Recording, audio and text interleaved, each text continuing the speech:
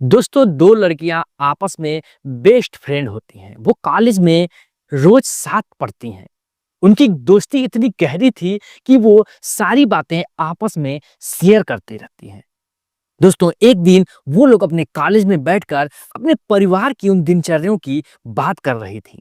एक लड़की कहती है, बताओ तुम्हारे परिवार में सब कुछ ठीक ठाक है, अच्छा चल रहा है? तो वो लड़की कहती है कि हम लोग तीन बहनें हैं, बहुत ही गरीब हैं। मेरी माँ बीमार रहती है, पिताजी रहे नहीं, गुजर गए, और हम लोग बहुत ही मुश्किल से अपने जीवन को चला रहे हैं। तभी दूसरी लड़की कहती है कि हमारे घर में तो धन की कोई कमी नहीं है। पिता सरकारी गवर्नमेंट ऑफिसर हैं और माँ भी टीचर है, लेकिन हम लोग अपने भाई से परेशान हैं। अगर वो सुधर जाए तो हम लोगों का जीवन स्वर्ग हो जाएगा। दोस्तों, इतना सुनती है वो लड़की तो कहती है, क्यों ना अपने भाई को शादी के बंधन में बांध दो, जिससे कि वो सुधर जाए। तो वो दूसरी लड़की कहती है कि मेरा भाई कहता है कि मैं किसी भी लड़की के पल्लू से ढककर नहीं रहने वाला हूं, मैं ऐसे ही अय्याशी करूंगा। फिर दूसरी लड़की कहती है, तो अगर वो तुम्हारा भाई नहीं मान रहा है तो उसे किसी लड़की से सेटिंग करा दो, जिससे कि वो उसे दबाव में रखे और दोनों का काम भी चलता रहेगा और तुम्हारी बेइज्जती भी नहीं होगी और कहीं भी नाक भी नहीं कटेगी। दोस्तों, वो लड़की जो दूसरी होती है वो सोचती है, क्यों ना अपने इस सहेली को ही बलि का बकरा बना दिया जाए और अपने भाई से सेटिंग करा देती हूँ, जिससे कि मेरे भाई का जीवन हो सकता है कि सुधर जाए। दोस्तों, इसी फिराक में वो उसे बलि का बकरा बना देती है। दोस्तों, कहानी में आगे बढ़ने से पहले आपसे छोटी सी रिक्वेस्ट है, चैनल पर नए हैं तो चैनल को सब्सक्राइब कर लीजिएगा। वीडियो अच्छी लगे तो वीडियो को लाइक कर लीजिएगा। चलिए वीडियो को करते हैं स्टार्ट और समझते हैं इस पूरी कहानी को कि आखिर में मैटर क्या है। दोस्तों, ये कहानी है उत्तर प्रदेश के बरेली जिले की। ये परिवार में दो बहनें होती हैं, निधि और सुनिधि। इसके माता पिता गवर्नमेंट सर्वेंट की एक नौकरी करते हैं। अच्छा खासा घर में परिवार में पैसा होता है। इसका एक भाई होता है जिसका नाम मोंटी होता है। वो इतना अय्याश होता है, इतना वो खर्चीला होता है कि अपने परिवार के माता पिता के सारे पैसे वो अय्याशी में गुजार देता है। जैसे कि उसे कोठों पे जाने का शौक होता है, नई नई लड़कियों की वो शौकीनी करता है और रोज अपने पैसे पानी की तरह बहाता है। दोस्तों, लड़कियां धीरे धीरे जवान हो रही थी। लड़का सबसे बड़ा था। इंटर की पढ़ाई के बाद वो अपना पढ़ाई भी छोड़ देता है, क्योंकि उसे दोस्त इतने खराब खराब मिल गए थे जो कि उसे गलत नशे की आदी बना दिए थे। वो गलत गलत हरकतें कर रहा था। इधर लड़कियां, जो उसकी दो लड़कियां निधि और सुनिधि थीं, वो स्कूल में पढ़ते पढ़ते धीरे धीरे बीए में एडमिशन लेती हैं।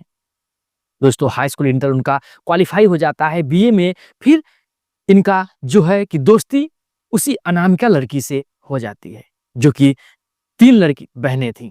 दोस्तों, इनकी दोस्ती इतनी गहरी हो जाती है, धीरे धीरे ये रोज कॉलेज जाते हैं और आपस में मिलजुल कर रहती हैं।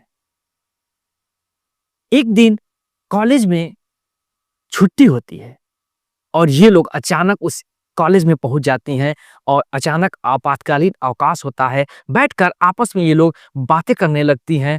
तो जो अनामिका होती है वो पूछती है निधि से कि आप क्यों इतना डिस्टर्ब लग रही हो? तो कहती है, क्या बताऊं यार, मेरा भाई जो है इतना अय्याश है, इतना खर्चीला है, गलत गलत नशों का आदी है, वो गलत गलत कारनामे करता है। हम लोग तो उससे परेशान हो गए, मेरे माता पिता भी परेशान हो गए हैं। किसी तरह से अगर सुधर जाए वो, तो हम लोगों का जीवन भी धन्य हो जाएगा। हम लोगों को अपने मोहल्ले में निकलना तक मुश्किल है। जिधर से हम लोग निकलते हैं, लोग कहते हैं ये वही मोंटी का बहन जा रही है, उसी की सिस्टर जा रही है। गलत दूसरी लड़कियों पर गलत निगाहें डालता है और इसकी जवान बेटियां दो टहल रही है, उनको तो कुछ उसको सूझ ही नहीं रहा है। ये हम लोग सुनकर दिमाग जो है वो पागल हो चुका है। उसकी सहेली जो अनामिका होती है वो कहती है, यार ये तो घर घर का है, कोई किसी से परेशान है, कोई किसी से परेशान है। देखो, हमारी भी कुदरत की देन, हमारे तो कोई भाई नहीं है, हम लोग तीन बहनें हैं, लेकिन हम लोगों के बचपन में ही पिता की मौत हो गई थी। माँ मेरी बीमार रहती है। किसी तरीके से खर्चे वगैरह चलाकर हम यहाँ तक पढ़ाई कर पाई हूँ। मुझसे 2 छोटी बहनें हैं और क्या बताऊँ किसी प्रकार से हम लोग का जीवन चल रहा है। दोस्तों, कुछ बातें वो छुपा ले जाती है जो उसको जीवन में घटित हुई थी, जो कि बताने के लायक नहीं थी। वो उस बात से बहुत ज़्यादा शर्मिंदा थी। फिर अनामिका जो होती है वो निधि से कहती है, "क्यों ना अपने भाई को सुधार देती हो? क्यों ना उसका एक अच्छी-सा रिश्ता देखकर शादी कर देती हो?" निधि कहती है उससे शादी भी करे तो कौन करे? वो इतना निकम्मा आवारा है। कहता है कि मैं किसी लड़की से अपने जीवन को बाँध कर नहीं जीऊँगा। उसे तो रोज़ नए-नए लड़कियों का शौक है। उसे घूमना-टहलना, गर्लफ्रेंड बनाना, पैसे खर्च करना ही उसका रुतबा बन गया है। मम्मी भी कमाती है, पापा भी कमाते हैं और पैसे वो रोज़ उड़ाता रहता है। जब इतना अनामिका सुनती है तो कहती है कि क्यों ना उसे एक अच्छी-सी गर्लफ्रेंड ही बनवा दो, जिससे उसकी सेटिंग करा दो, ताकि वो रोज़ अपनी गर्लफ्रेंड तो नहीं बदलेगा और जो वो कुछ अच्छे मार्ग पर ले जाएगी और अच्छे से उसे सीख दिलाएगी। निधि सोचती है अनामिका की बात तो कहीं न कहीं सही है। भाई की सेटिंग क्यों ना अनामिका से ही करवा देती हूँ। ये मेरी फ्रेंड भी रहेगी और उसे धीरे-धीरे कवर में भी लाएगी और खर्चे जो होंगे वो इसी के तो होंगे और इसका भी काम चल जाएगा और मेरे भाई का भी काम चल जाएगा। दोनों की ज़रूरतें जो हैं वो पूरी हो जाएँगी। कोई कहेगा तो नहीं, कहीं गाली-गलौच तो नहीं मिलेगा। दोस्तों, इसी सोच में वो जो है अपनी दोस्त को ही बलि का बकरा बनाने के लिए तैयार हो जाती है। अनामिका से कहती है, "देख अनामिका, तू भी गरीब है, मेरे घर तो पैसों की कमी नहीं है। ऐसा कर, तू मेरे भाई से सेट हो जा। मेरे भाई से जो है कि दोस्ती कर ले और उसे जो है इधर-उधर घुमा, उसे सुधारने की कोशिश कर, उसकी गर्लफ्रेंड बन जा।" अनामिका सुनती है, इसके तो होश उड़ जाते हैं। कहती है कि, "देख यार दोस्त, मैंने तुम्हें सजेशन दिया और तू मुझे ही कह रही है अपने भाई का गर्लफ्रेंड बनने के लिए।" लेकिन करे भी तो क्या करे, अनामिका बहुत गरीब थी, बहुत गरीब घर से थी, मजबूरी में उसे हाँ करना पड़ता है। उसके बाद जो निधि है वो अनामिका को बुलाकर अपने घर ले जाती है। घर ले जाकर कहती है, "चल तुझे मैं अपने भाई से मिलाती हूँ।"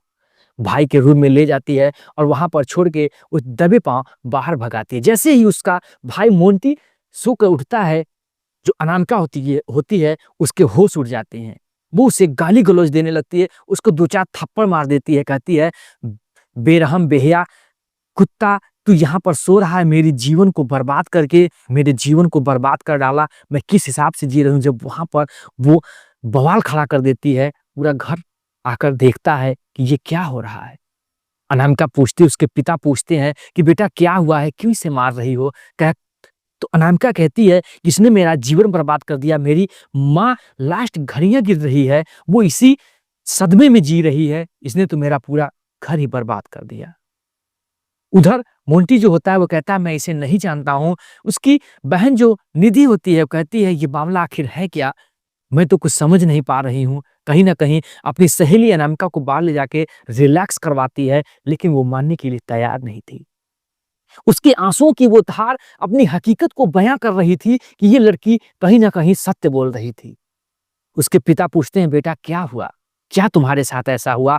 तो वो अनामिका फिर बताती है कि पापा इसने अंकल इसने मुझे जो है कि प्यार के झांसे में मुझसे जो है कि लव किया, मेरे साथ इस्तेमाल किया, मुझको होटल में ले गया और कइयों रात बिताए और शादी का झांसा देकर मुझे 6 महीने का प्रेग्नेंट करके मुझे छोड़ दिया। आजकल करके मुझे टालता रहा कि आज विवाह करेंगे, अपने फैमिलीज़ को बुलाएँगे ऐसे-वैसे। उसके बाद अपने फ़ोन को भी स्विच ऑफ कर डाला, अपना एड्रेस भी गलत दे डाला और मेरा जीवन बर्बाद कर दिया और मैं मजबूरन में उस बच्चे की माँ बनी। आज मेरा बच्चा 1.5 साल का है। मैं दर-दर ठोकरें खा रही थी। मुझे अपने मोहल्ले में मुँह तक दिखाना मुश्किल था। हम लोग अपने वहाँ पर घर-द्वार को बेचकर दूसरे जगह झोपड़-पट्टी डालकर आज भी अपना जीवन जी रहे हैं। इसी की बदौलत इसने मेरी ज़िंदगी को बर्बाद ही कर डाला। क्योंकि ऐसा मैंने कर्म कर चुकी थी कि मुझे वहाँ से मजबूरन सब कुछ बेच कर जाना पड़ा। इतना सुनते हैं पिता, वो समझ जाते हैं इसकी दर्द भरी उस कहानी को कि कहीं ना कहीं ये लड़की झूठ नहीं बोल रही है, इसकी बात में सच्चाई है। वो लड़की कहती है अब मैं पुलिस को बुलाऊंगी और तुम्हें जो है कि एफआईआर करूंगी, तभी फैसला होगा। अभी भी मोंटी सकड़ नहीं रहा था कि इसकी बात कहीं ना कहीं सत्य है। जो उसकी दोस्त निधि थी उसके तो सुन के होश उड़ जाते हैं कि कहाँ से मैंने ये बवाल पाल दिया, कहाँ से मैंने अनामिका को अपने घर ले आया। फिर उसके पिता कहते हैं देखो, जेल पुलिस से कोई फायदा नहीं है, ऐसा है कि अगर मेरे बच्चे का बेटा है तो जरा उसे बुलाइए, मैं उसे देखना चाहूंगा। अपनी बहन को फोन करती है, अपने बहन को फोन करके कहती है कि मेरे बेटो देवांश को जरा लेकर आइए, यहाँ पर देख जरूरत है। एड्रेस बताती है, वहां पर 1 घंटे में उसकी बहन जो है देवांश को लेकर आ जाती है। अब इधर फोन मिला ही रही थी 100 नंबर डायल करने के लिए, तभी जो है मोंटी आकर उसके हाथ को पकड़ लेता है। कहता है मुझे माफ कर दो, तुम पुलिस मत बुलाओ, जो कहोगी मैं करूंगा, तुम्हारी बात में सच्चाई है। जब इतना सुनते हैं उसका पिताजी निकाल के जूते 4 जूते अपने बेटे को लगाते हैं कि बेहया बेशरम कुत्ता, तू यही काम करने के लिए तुझे बचा था सुअर। तूने एक लड़की का जिंदगी बर्बाद कर दिया और आज शक्ल नहीं रहा कि मैंने ऐसा इसके साथ कांड किया। फिर उसके पिता जो है उसे मनाते हैं कि बेटा देख, जो भी कुछ हो गया छोड़, अब बात बढ़ाने से कोई फायदा नहीं। उसका तब तक उतने में उसका जो बेटा होता है वो भी आ जाता है देवांश, और अपने बाबा के सर गोदी में चला जाता है। वो देखकर उसके पिता बहुत ही खुश होते हैं कि मेरे बेटे का बेटा भी आज जीवन में है। कहते हैं देख बेटा, जो कुछ हुआ उसे भूल जा, मैं तुझे अपना रहा हूं, मैं तुझे बहू बना रहा हूं। ये तो नालायक है ही, तुमने इससे प्यार करके बहुत बड़ी भूल की, क्योंकि हम लोग अपने जीवन में परेशान हैं इसको पैदा करके कि मैंने कैसा नालायक बेटा पैदा कर डाला। जो कुछ हुआ उसे जाने दे, अब से खुशी खुशी तू मेरे जीवन में आ जा, मेरे परिवार में आ जा, हम लोग एक्सेप्ट करते हैं। दोस्तों फिर कहती है अनामिका, मेरे माँ का क्या, मेरे परिवार का क्या, मेरे घर का क्या, जिसने इसकी वजह से मुझे बेचना पड़ा, और मेरी माँ आज भी अपने जीवन की लास्ट घड़ियां गिन रही है। दोस्तों पूरा परिवार जाता है, उसके परिवार से मुलाकात करता है, विधि विधान के साथ दोनों का फिर से पुनर्विवाह होता है, और जो अनामिका होती है रीति रिवाज के साथ बहू बनकर इसके घर में आती है और जीवन में हंसी खुशी रहने लगती हैं। दोस्तों दोनों परिवार में खुशहाली थी। निधि और सुनिधि भी कहीं ना कहीं खुश थी, क्योंकि वो एक अच्छी अनामिका जैसी पढ़ी लिखी बहू पाकर, और कहीं ना कहीं अनामिका के माता पिता में वो दुख जरूर था क्योंकि उनका पुराना घर बिक गया था, लेकिन कहीं ना कहीं अब खुशी से वो भी रह रहे थे। दोस्तों हमारा कहानी सुनाने का मकसद किसी की भावनाओं को ठेस पहुंचाना नहीं है, बल्कि कहानी सुनाने का मकसद हमें आपको जागरूक करना है कि किसी के साथ भी ये घटना हो सकती है। आप भी सतर्क रहें, आपके भी परिवार में जो अगर लड़के और लड़कियां हैं तो सतर्क रहें, किसी के साथ ये घटना हो सकती है। दोस्तों कमेंट बॉक्स में आप भी बताइएगा कि क्या अनामिका ने मोंटी को इतने बड़े गलती में होते हुए भी उसने माफ किया? क्या मोंटी गलती के माफी के लायक था या नहीं था? फिर मिलेंगे ऐसी इंटरेस्टिंग और इमोशनल कहानी लेकर। जय हिंद, जय भारत, वंदे मातरम।